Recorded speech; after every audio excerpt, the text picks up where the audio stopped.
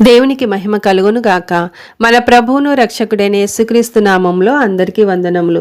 ఈరోజు పరిశుద్ధ గ్రంథంలోని వాక్య పఠనము యెషయా గ్రంథము 53వ అధ్యాయము. మేము తెలియజేసిన సమాచారము ఎవడు నమ్మెను? యెహోవా బాహువు ఎవనికి బయలుపరచబడెను? లేత మొక్కవలెను, ఎండిన భూమిలో మొలచిన మొక్కవలెను అతడు ఆయన ఎదుట పెరిగెను. అతనికి సురూపమైనను సొగసైనను లేదు. మనం అతని చూచి అపేక్షించినట్లుగా అతని యందు సురూపము లేదు. అతడు తృణీకరింపబడిన వాడును ఆయను, మనుషుల వలన విసర్జింపబడిన వాడును, వ్యసనాక్రాంతుడుగాను, వ్యాధి అనుభవించిన వాడుగాను, మనుషులు చూడనొల్లని వాడుగాను ఉండెను.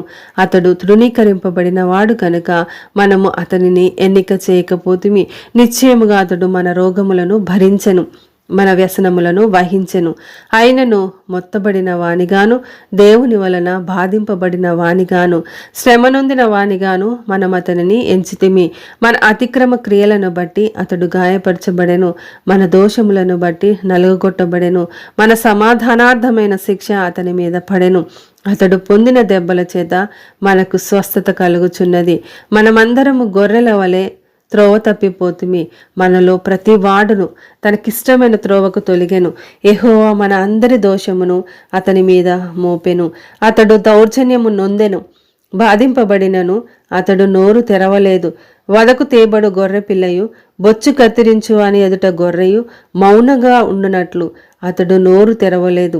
అన్యాయపు తీర్పు నొందిన వాడై అతడు కొనిపోబడెను.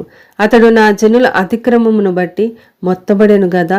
సజీవుల భూమిలో నుండి అతడు కొట్టివేయబడెను. అయినను అతని తరము వారిలో ఈ సంగతి ఆలోచించిన వారెవరు? అతడు మరణమైనప్పుడు భక్తిహీనులతో అతనికి సమాధి నియమింపబడెను. ధనవంతుని యొద్ద అతడు ఉంచబడెను. నిశ్చయముగా అతడు అన్యాయమేమీ చేయలేదు. అతని నోట ఏ కపటమును లేదు. అతని నలుగుగొట్టుటకు యెహోవాకు ఇష్టమాయెను. ఆయన అతనికి వ్యాధి కలుగజేసెను. అతడు తన్ను తానే అపరాధ పరిహారార్థ బలి చేయగా అతని సంతానము చూచును.